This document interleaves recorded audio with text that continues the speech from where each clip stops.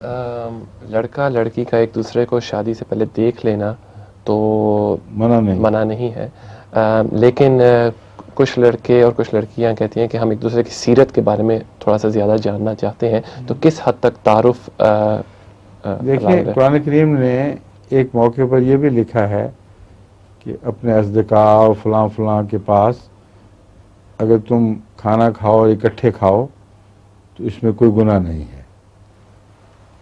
خواہ الگ کھاؤ خواہ اکٹھے کھاؤ۔ اب اکٹھے کھاؤ میں جو یہ تصور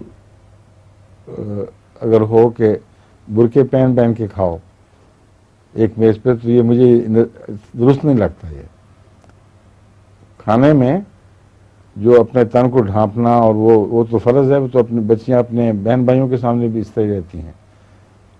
تو میرے نزدیک ماں باپ کی موجودگی میں، خاندان کی موجودگی میں اگر کھانے کی میز پر اکٹھے ہوں اور چند باتیں کرنے کا موقع مل جائے، لیکن الگ ہو کے نہیں، تو یہ منع نہیں ہے۔